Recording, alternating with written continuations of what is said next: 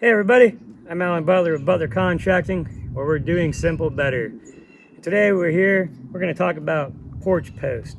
One of the big things that we get called on pretty frequently is porch post or support post structures around your home, business, and we're just here today to kind of talk about some options, maybe what different options you might have as far as materials, hardware, what a porch post should look like when it's installed, what a proper installation looks like versus a non-proper installation. So sit back, relax, and enjoy the show. The first part we'll start with are some different options. So what are the options? Well, there's generally three main options that we get involved with when it comes to replacing porch or support post on a patio overhang, maybe your back porch, your front porch, maybe you have some kind of a structure out back, a pergola, something like that. So basically, one of the most common ones that you'll see is pressure treated lumber. That's probably your most common building material that you're most likely going to see out there that's installed. Probably number two most popular is going to be cedar.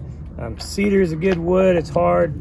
You know, it's a good, solid, durable post. It's very structural in nature versus sometimes if you go with a treated wood post, they can tend to warp sometimes. You might have a little bowing, a little flexing as that post dries out or it gets pressure put on it. So a lot of times cedar is generally selected due to the hardness factor of it, and it's less likely to warp and bow like pressure treated lumber may. But there's some advantages and disadvantages of both. And then your third option, we like steel. We use a pretty good 11 gauge thick square tubing. You can get this in 4-inch, 6-inch. There's some different options that are available out there. So those are kind of the three main options that we typically work with, which is pressure treated, cedar, and steel. Now, with that being said, there's a lot of variety in situations where some are better than others. So we could go with the treated wood option. As I mentioned before, it may bow, it may flex, it may buckle. Cedar, it's hard, it's solid, it's stout. One of the advantages of the pressure treated is you're not probably going to get as much wood rot or insect damage in it. One of the things we see a lot, and you can see here in this post, we have a cedar post here that we just our guys just replaced yesterday, and you can see all the wood rot on the bottom of this cedar post.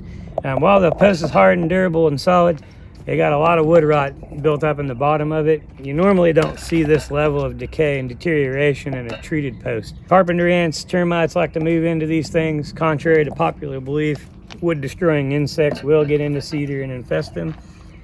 Moisture is always getting up inside there without it being treated on the bottom. It will damage. And then we have steel. Now, steel is a good product.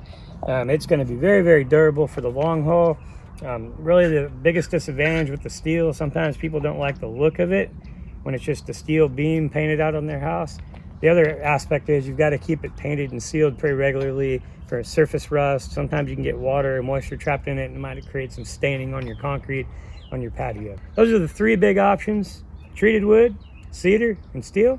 You stay tuned to check out some of our other videos. We'll go a little more in depth in hardware and installation and some of the other advantages and disadvantages of the different types of posts. So I'm Alan Butler with Butler Contracting, and we'll see you on your next project.